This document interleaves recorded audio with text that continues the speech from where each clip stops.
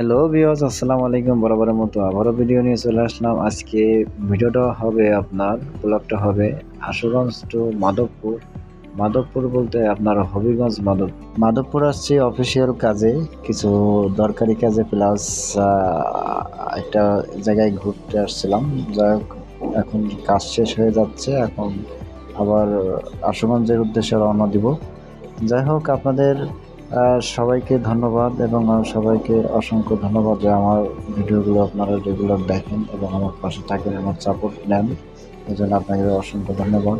কাজ শেষ হয়ে এখন চলে যাচ্ছি আবার আশুগঞ্জের উদ্দেশ্যে। এই যে আপনার মাধবপুর আপনার কোয়ার্টারের পাশ দিয়ে আর কি যাচ্ছি। এই কোয়ার্টারের থেকে আর কি বেরোচ্ছি। কোয়ার্টার থেকে উপজেলা কোয়ার্টার থেকে বের হয়ে এখন গাড়ির উদ্দেশ্যে যাচ্ছে। আমার গাড়িটা কোথায় রাখলাম দেখাবো। সামনে একটা গাড়ি এনে রাখছে, দেখেন কালো গাড়িটা। গাড়িটা হচ্ছে সিএইচআর, এটা হচ্ছে হাইব্রিড গাড়ি। হয়তো কোনো মেহমান আসছে, এর সামনে ইউনো স্যারের বাংলোর সামনে রাখছে। এটা হচ্ছে আমার গাড়ি, আমি যেটা চালাই। এখন আমি এই যে গেট খুলতেছি, গেট খুলে এখন রওনা দিব আপনার আশুগঞ্জের উদ্দেশ্যে। যে যেখান থেকে দেখতেছেন সবাই কমেন্ট করে জানাবেন কে কোত্থেকে দেখছেন আমার ভিডিওগুলো এবং আমার পাশে থাকবেন। আপনাদের দোয়া ও সমর্থন চাই। আসলে ভাই, আসলে যে কোনো বিষয়ে আপনার মানুষের সাপোর্ট প্রয়োজন সব কিছুতে। যেমন আপনি একটা সাংসারিক কাজ থেকে শুরু করে প্রত্যেকটা সেক্টরে আপনি একটা ড্রাইভিং যদি শিখতে চান, বিশেষ করে ড্রাইভিং ক্ষেত্রেটা আপনাদের বলি, ড্রাইভিং যদি শিখতে চান তাহলে অবশ্যই আপনার ওস্তাদ থাকা লাগবে বা আপনার ড্রাইভিং শেখার একটা টিচার থাকা লাগবে, না হলে আপনি সেটা শিখতে পারবেন না। আপনি যার কাছ থেকে শেখেন না কেন, লোকালি হেল্পারি করে শেখেন বা গাড়িতে থেকে বা আপনার টিটিসি থেকে বিভিন্ন যে কোনো জায়গা থেকে আপনি শেখেন না কেন, অবশ্যই আপনার ওস্তাদ প্রয়োজন। ঠিকই, অবশ্যই প্রত্যেকটা ক্ষেত্রে এরকমই আপনার দিক নির্দেশনার জন্য অবশ্যই মানুষ প্রয়োজন। কিন্তু আমার এই ব্লগ ভিডিওতে আসলে এরকমের দিক নির্দেশনা কেউ নাই, যার জন্য আমি ভালোভাবে ব্লগ ভিডিওটা করতে পারছি না বা পারি না।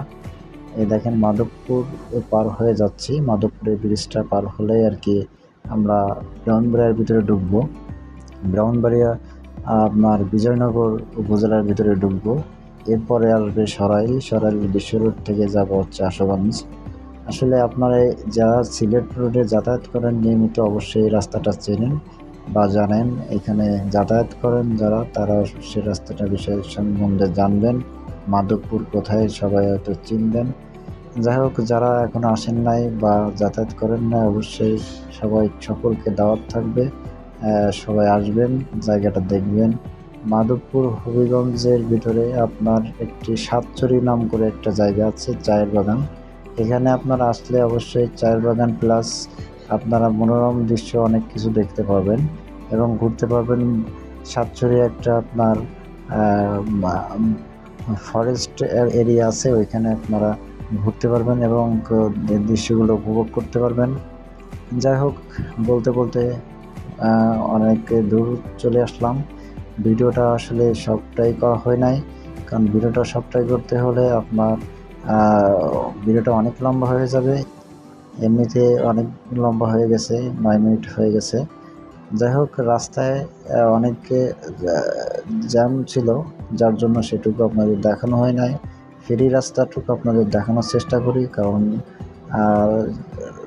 আপনার যাতায়াত ক্ষেত্রে এই ভিডিওটা করা খুবই কষ্ট হয়ে যায়।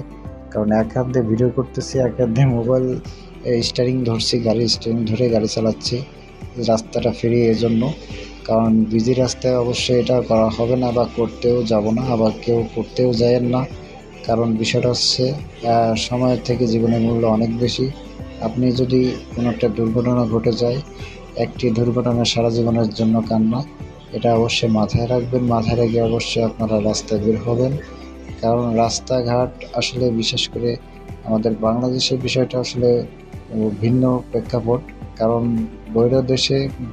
বিদেশে আপনার রাস্তাগুলো এবং আইন শৃঙ্খলাগুলো খুব অটুট থাকে, যার জন্য আপনারা ওই দেশের তো হিসাবে আমাদের দেশটা অনেক আসলে আইন শৃঙ্খলার দিক দিয়ে পিছিয়ে আছে। আশা করি আগামীতে হয়তো পিছিয়ে থাকবে না। এই তো বলতে বলতে শাহবাজপুরে ঢুকে গেছি আপনার এই যে শাহবাজপুর এলাকাটা অবশ্যই আপনারা জানেন, ব্রাহ্মণবাড়ির আশেপাশে যারা থাকেন, শাহবাজপুরে হচ্ছে আপনার চায়ের জন্য বিখ্যাত। শাহবাজপুরে আপনার অনেক জায়গা আছে টি স্টল, আপনার অনেকে এখানে চা খেতে আসে। সুন্দর করে আসলে জাঁকজমক থাকে, যেহেতু দিনের বেলা এই জন্য আপনাদের দেখাতে পারতেছি না। এখানে 200 থেকে 300 রকমের চা পাওয়া যায়, আপনার বিভিন্ন চা পাওয়া যায় এখানে। অবশ্যই আমি আসছি, এসে চা খেয়েছি। অবশ্যই এটা আমার ব্লগ ভিডিও তৈরি করার আগে আসছি, যে কারণে আপনাদের দেখানো হয় নাই। যদি কখনো আসি অবশ্যই আপনাদের দেখাবো। এজন্য আপনারা আমার ফলো ফলো করবেন, অবশ্যই আপনাদের ভালো কিছু উপহার দিব। যাই হোক, কথা বলার ভিতরে ভুল ত্রুটি অবশ্যই হতে পারে, কারণ মানুষ মাত্রিক ভুল করে। আপনারা ক্ষমা দৃষ্টিতে দেখবেন, কোথায় ভুল হয়েছে সেটা জানাবেন, তাহলে আমি নেক্সটে ওই ভুলটা এড়িয়ে চলবো এবং আপনারা আমার সাথে থাকবেন। বলতে বলতে অনেকখানি চলে আসছে অলরেডি, ব্রাহ্মণবাড়িয়ার ভিতরে ঢুকে গেছি। সরাইল উপজেলা, আপনার বিশ্ব রোড। দেখেন এই বিশ্ব রোডে আপনার অনেক জ্যাম পড়ে এবং রাস্তাটা অনেক খারাপ। এই যে আপনার ধুলাবালি দেখছেন, এটা দেখে মনে হচ্ছে যে কুয়াশা, যে শীতের কুয়াশা হয়তো চলে আসছে, কিন্তু আসলে কুয়াশা না, এটা আসলে ধুলা। দেখেন এত ধুলাবালি যে আপনি খালি মুখে বা খালি চোখে যদি এই রাস্তার পাশ দিয়ে হেঁটে যান, তাহলে আপনার এমন একটা অবস্থা হয়ে যাবে যে আপনার কালো চুল সাদা হয়ে যাবে। আপনার 15 বছর বয়সে যদি আপনি কেউ যদি হেঁটে যায়, তাহলে তার রাস্তা পার হয়ে অন্য রাস্তায় গেলে, বিশেষ করে আশুগঞ্জের মাঝ বরাবর যদি খড়িয়ালার দিকে যান, তাহলে অবশ্যই আপনার মাথার চুলের দিকে তাকালে বোঝা যাবে যে আপনি বয়স হয়তো 15+ হয়ে গেছে, হয়তো 20, 25 বা 30 হয়ে গেছে, এরকম বোঝা যাবে। কারণ চুলটা আপনার সাদা হয়ে যাবে, তখন মনে হবে আপনি আসলে চুল পেকে গেছে। এতটা আপনার ধুলাবালি এই বিশ্ব রোডে। আসলে যারা যাতায়াত করেন অবশ্যই দেখলে অবশ্যই চিনবেন। এই যে ব্রাহ্মণবাড়িয়ার আপনার সাইনবোর্ড দেখা যাচ্ছে, সোজা যাচ্ছে ব্রাহ্মণবাড়িয়া, আর ডান সাইডে যাচ্ছে আপনার ঢাকা প্লাস আশুগঞ্জ প্লাস ভৈরব বা নরসিংদী ইত্যাদি। এই রোডটায় আর কি আমি ঢুকবো, অলরেডি ঢুকে গেছি। এই যে আপনার আমি আশুগঞ্জ রোডে এখন অলরেডি আছি বিশ্ব রোড থেকে। আসলে রাস্তাটা দেখেন অনেক খারাপ।